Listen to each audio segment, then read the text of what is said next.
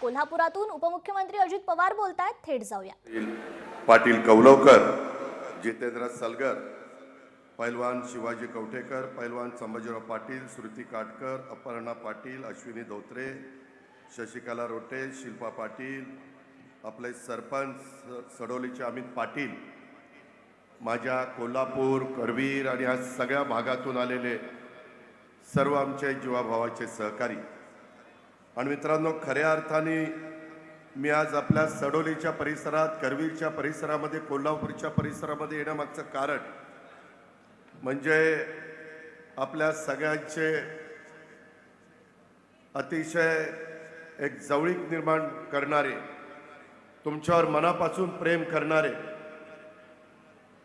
हे राहुल पाटील भैया हे आपल्या राष्ट्रवादी काँग्रेस पक्षामध्ये येत आहेत। त्यांच्यावर राजेश पाटील दादा येत आहेत, शिवाजीराव पाटील, तेजस्विनी राहुल पाटील, बाळासाहेब खाडे, BH पाटील, PD धुंद्रे, भारत पाटील भोयेकर, शिवाजी कारंडे, संदीप पाटील, शाहू काटकर, शंकरराव पाटील आणि असंख्य कार्यकर्त्यांच्या पक्षप्रवेशाच्या स्वागताच्या निमित्तानं तुम्हाला सलाम करण्याच्या करता, तुमचा मोठ्या मनाने दिलदारपणे स्वागत करण्याच्या करता मी आज आपल्या सगळ्यांच्या समोर आलेलो आहे।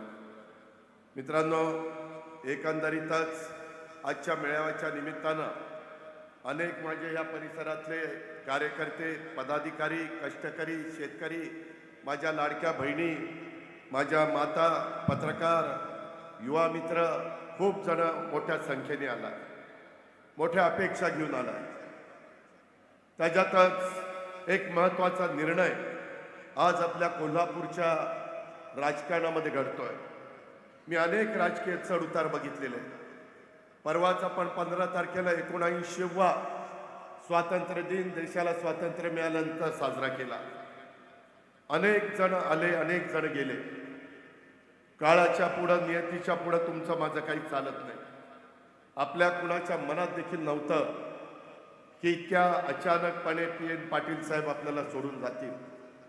मी सुरुवातीलाच PN पाटील साहेबांच्या समोर अभिवादन करतो, त्यांना भावपूर्ण श्रद्धांजली अर्पण करतो आणि मी या निमित्तानं तुम्हाला आणि इतर सर्व माझ्या कोल्हापूरवासियांना आणि PN पाटलांना मानणारा जो वर्ग माझ्या करवीरमध्ये, राधानगरीमध्ये, पन्हाळ्यामध्ये, गगनबावड्यामध्ये, या कोल्हापूरच्या परिसरामध्ये आहे, त्या सर्वांना मी सांगू इच्छितो की कुठल्याही परिस्थितीमध्ये आज आमच्या राहुल भैयांनी जो निर्णय घेतलेला आहे तो निर्णय कदापिही त्याच्यामध्ये त्यांनी कुठली चूक केली आहे असं तुम्हाला वाटून देणार नाही, हा शब्द मी आपल्याला सगळ्यांना देतो। मित्रांनो, एकंदरीतच काम करत असताना माझा लोकशाही मराठी ऐका, पहा, जागरूक रहा।